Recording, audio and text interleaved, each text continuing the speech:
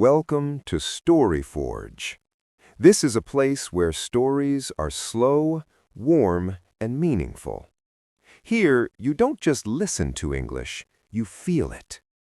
Today's story is called The Pumpkin Patch Promise. It is about winter, about coming back, and about promises that wait quietly, even under the snow. Listen carefully. Take your time. Let the words guide you. And now, let the story begin. The Pumpkin Patch Promise. Chapter 1. Snow on Old Fields. The first snow fell during the night, quietly, as if it did not want to wake anyone. By morning, the town was wrapped in white. Roofs, roads, and fences looked softer, kinder.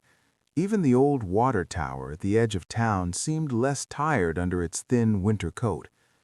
Daniel Harper stood by the window of the small rental house and watched his breath fog the glass. He had arrived late the night before, when the streets were dark and empty, when the town felt more like a memory than a real place. Now, in the pale winter light, it was real again. Maple Hollow had not changed much. That was the first thing Daniel noticed. The same narrow main street, the same bakery on the corner, the same red brick library with wide steps and a flag that moved slowly in the cold air. And beyond the town, past the frozen fields and bare trees, lay the land he had not visited in over 20 years, the pumpkin patch. Daniel pulled his coat tighter around himself and stepped back from the window. The house smelled faintly of dust and old wood, but also of something warm, coffee from the small kitchen. He had started the coffee machine out of habit, even though he rarely drank coffee anymore. Some habits stay with you, no matter how much time passed. He checked his watch. 8:15 a.m. "You're really here," he thought. For years, he had told himself he would come back one day when work slowed down, one day when life felt less complicated, one day when the past felt less heavy. But one day had turned into many years, until now.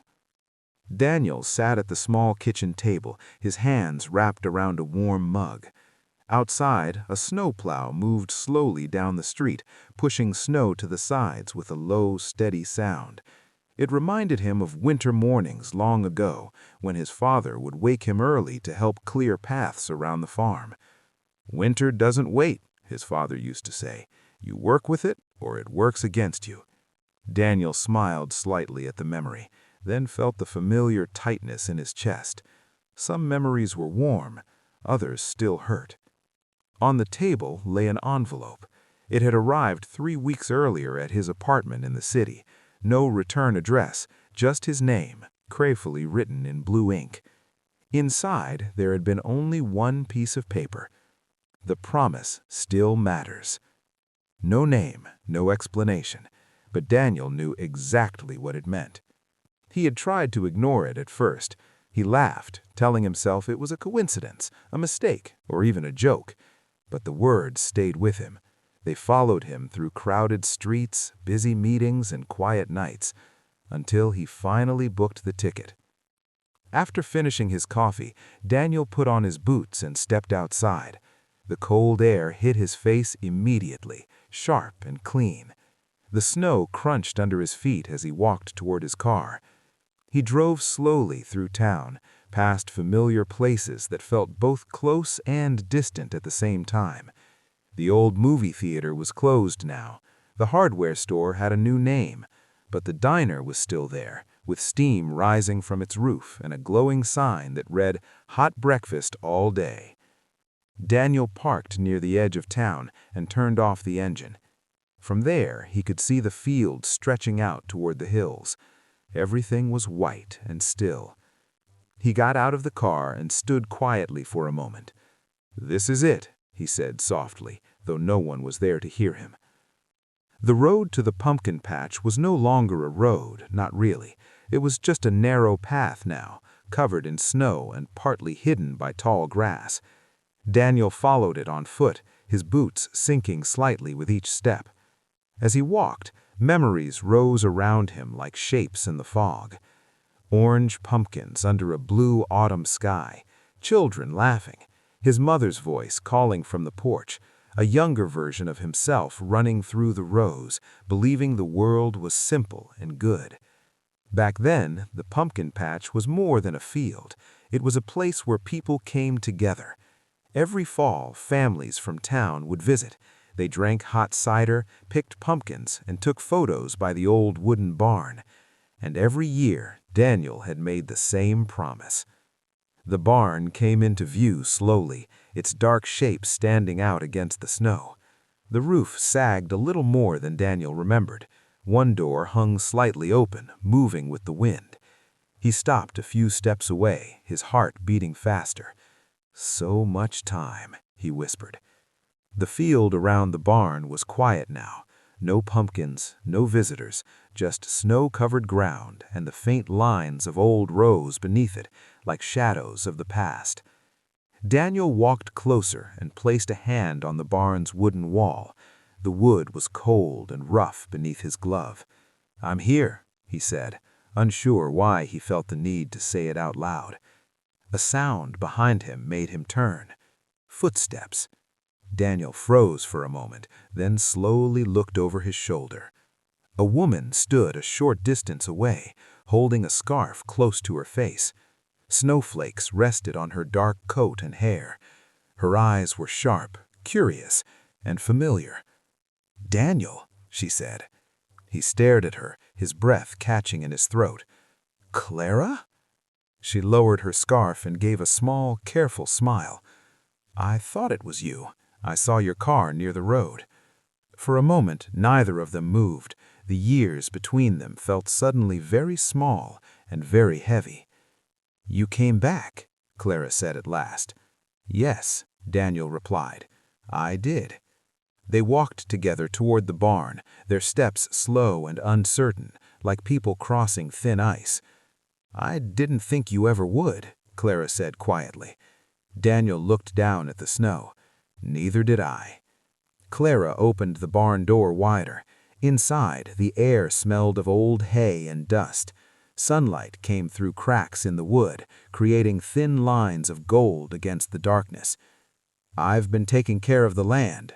Not the way it used to be, but enough to keep it alive." Daniel nodded. "Thank you." She studied him for a moment. "You look tired." He let out a short laugh. "I feel tired." "City life?" she asked. "Life in general," he answered honestly.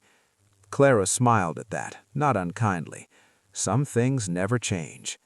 They stood in silence, listening to the wind outside. Finally, Daniel spoke. "Did you send the letter?" Clara did not answer right away. She walked a few steps deeper into the barn and picked up something from a shelf. When she turned back, she held an old, faded photograph. She handed it to him.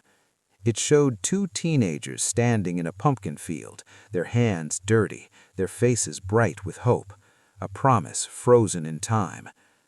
"I thought you should remember," Clara said softly.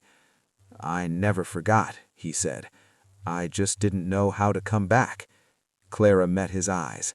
"Maybe this winter is how." Outside, the snow continued to fall, quietly, steadily, covering the old fields and waiting for what would come next. Chapter 2. The Warmth Beneath the Snow. The diner bell rang softly as Daniel pushed the door open. Warm air wrapped around him at once, carrying the smell of fried eggs, coffee, and something sweet baking in the kitchen. For a moment, he simply stood there, letting the cold leave his hands and face.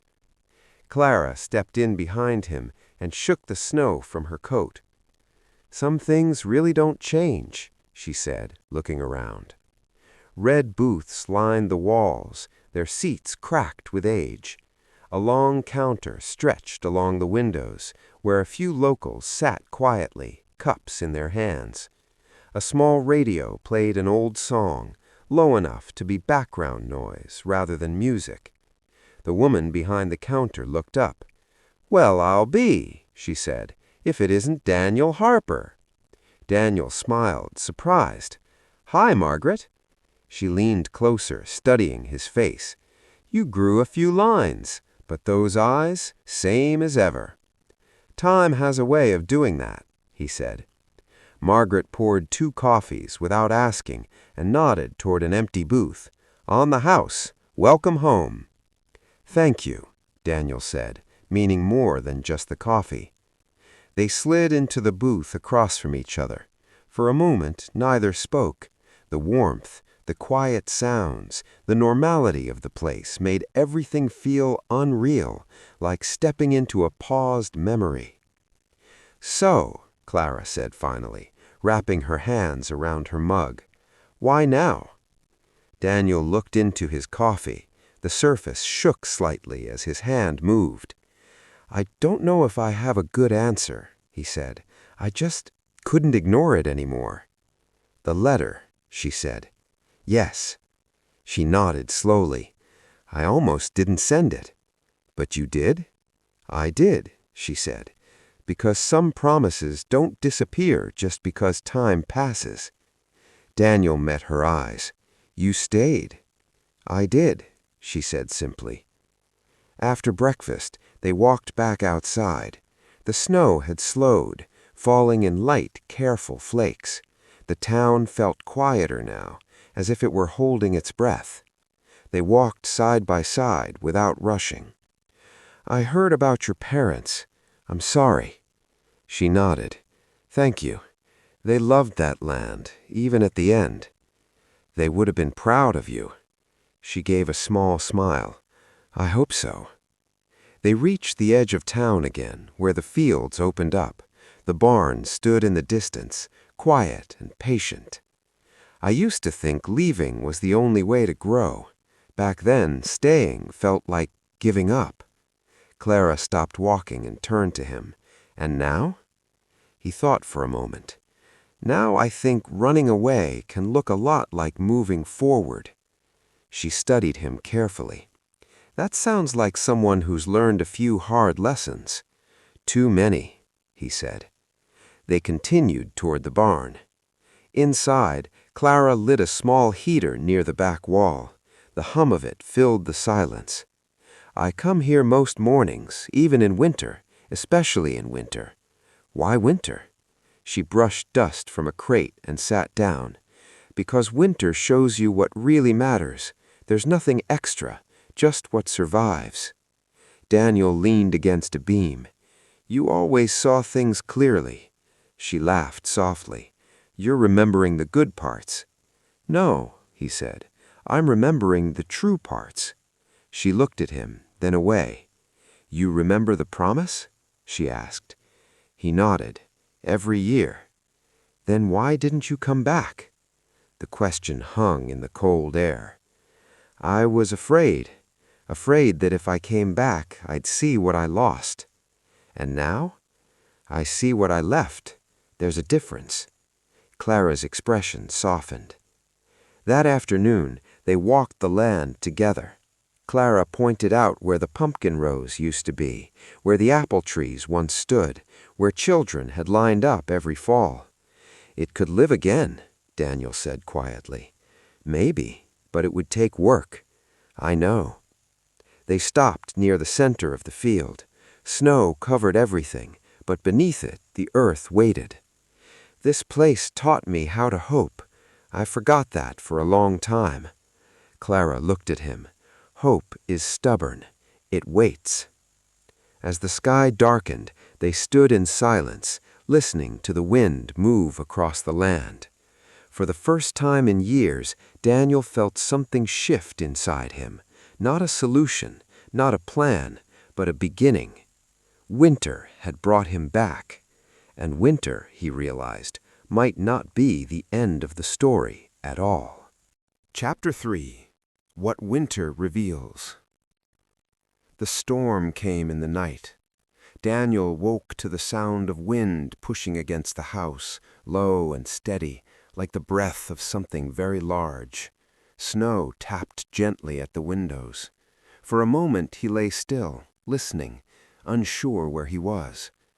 Then he remembered. Maple Hollow.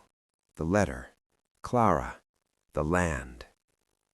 He sat up and looked around the small bedroom. The heater clicked softly in the corner. A thin line of pale light slipped through the curtains, but the world outside was still mostly gray. Daniel pulled on a sweater and walked to the window. The town had disappeared. Snow covered everything, thick, heavy, endless.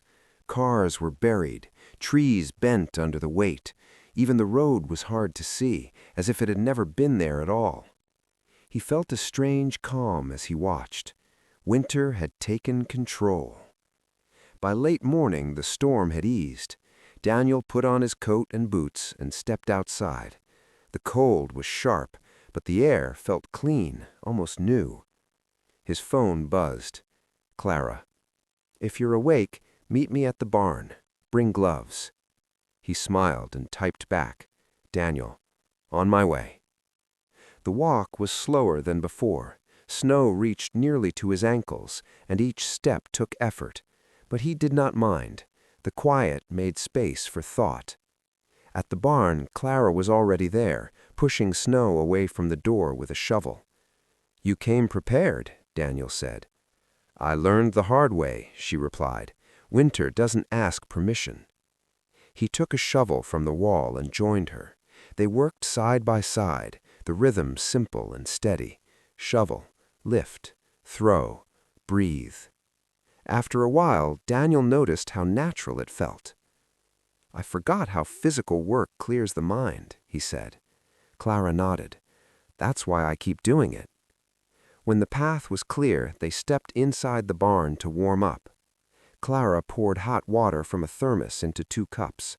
Tea? She asked. Perfect, Daniel said. They sat on overturned crates, steam rising between them. You know, people in town still talk about you, Clara said. Daniel raised an eyebrow. Do I want to know? Nothing bad, she said, mostly curiosity, and a little disappointment. That I left? That you never said goodbye. Daniel looked down at his cup. I didn't trust myself to stay if I did. Clara was quiet for a moment. I was angry, she admitted, for a long time. I deserved that. Yes, she said, honestly, but anger gets tired. It doesn't last forever. What replaces it? Daniel asked. She looked at him. Questions. That afternoon they drove into town together. The roads were slow but passable now. The diner was busier than before, full of people escaping the cold. As they entered, conversations paused, heads turned, then smiles appeared. Daniel Harper, someone called. You picked a winter to come back. He laughed. I always had bad timing. They sat at the counter this time. Margaret poured coffee again, no questions asked.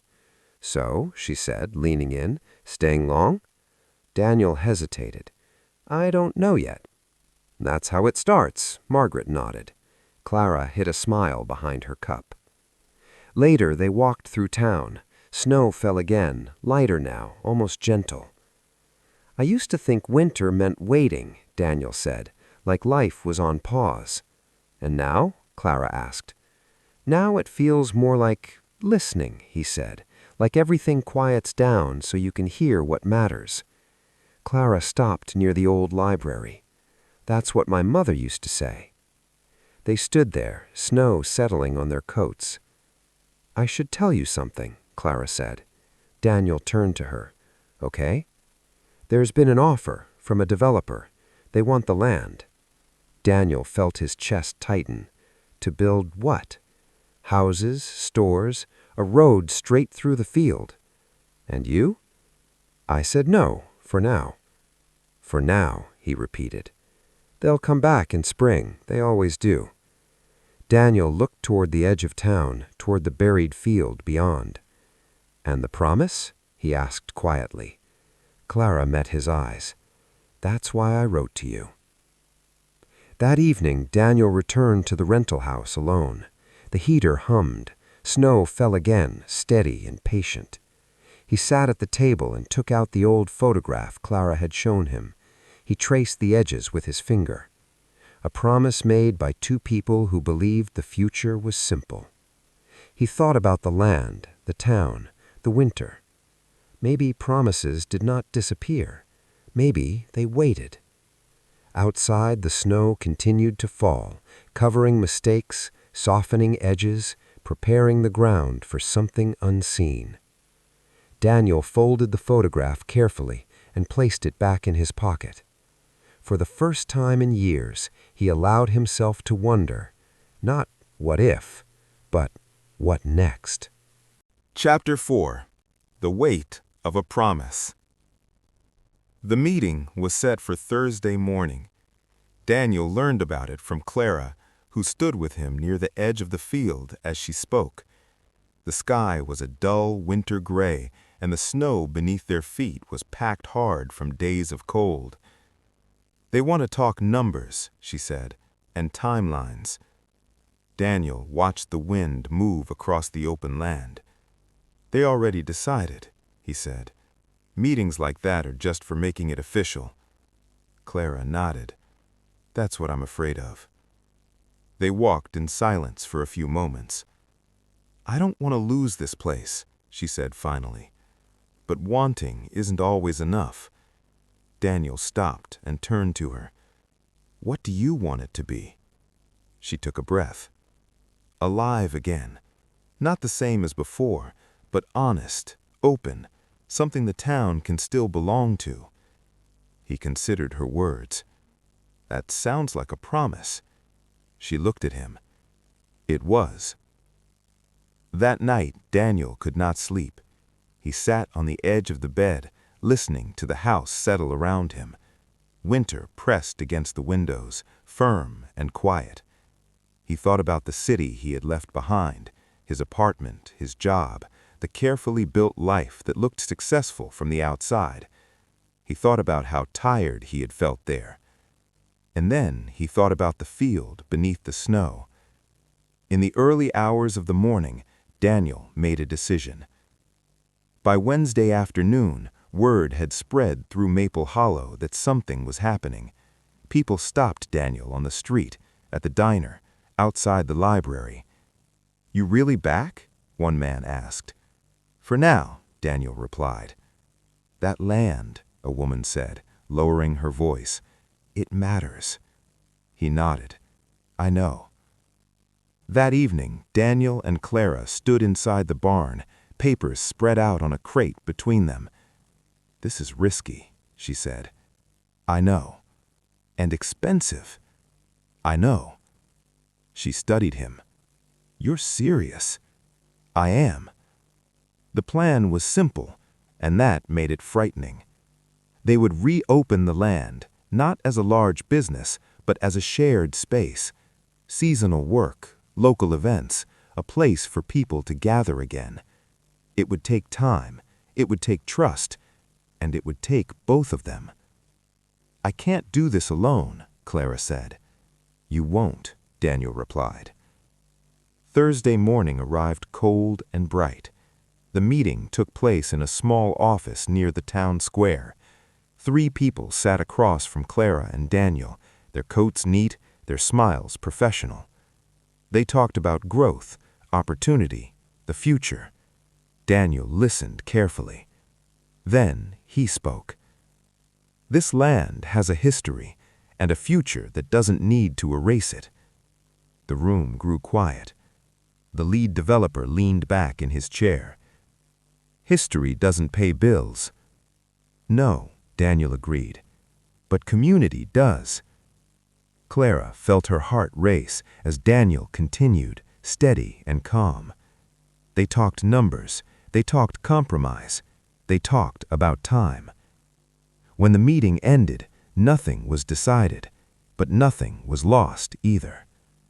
Outside, Clara let out a long breath. "You didn't have to do that," she said. "I wanted to," Daniel replied. She looked at him, searching his face. "What happens if this fails?" Daniel smiled slightly. "Then at least I failed trying to keep a promise." Snow began to fall again, light and slow. They stood together, watching the town move around them. Winter still held the land in its grip, but beneath the snow, something had begun to change. Chapter 5. When the Ground Remembers. Winter softened in small, almost invisible ways. The days grew a little longer. The light lingered on the snow in the late afternoons, turning it pale gold instead of gray. Icicles along the barn roof began to drip, slowly, patiently. Daniel noticed these things without trying. He spent most mornings at the land now, sometimes alone, sometimes with Clara, sometimes with neighbors who arrived quietly, carrying tools, coffee, or simply curiosity. No one announced it, but the place was waking up. The final meeting with the developers never happened. Instead, a letter arrived. They had withdrawn the offer. Daniel read it twice, then handed it to Clara. "It's really over," she said. "It's really beginning," he replied. They stood in the barn doorway, watching sunlight touch the snow-covered field. "You know," Clara said, "we still haven't talked about what this becomes." Daniel smiled. "That's the easy part." By late winter, the town council approved a small community plan. Nothing grand, nothing fast, just enough to protect the land and give it time. They cleared paths, repaired fences, painted the barn door a deep, warm red. One afternoon, a child from town asked, "Will there be pumpkins again?" Clara knelt beside him. "Not yet. But there will be?" She looked at Daniel. "Yes," she said, "there will be." One evening, after the others had gone home, Daniel and Clara sat on the barn steps, wrapped in blankets. The sky was clear, the stars sharp in the cold air. "I used to think promises were about the future," Daniel said, "like something you aim for." "And now?" Clara asked. "Now I think they're about returning," he said, "about choosing again." She was quiet for a moment. "I waited a long time," she said softly, "not just for you, for this." Daniel nodded. "I know." He reached into his coat pocket and pulled out the photograph. The edges were worn now, softer than before. "We were brave," Clara said, smiling at it. "We still are," Daniel replied. The first green shoots appeared while snow still clung to the ground.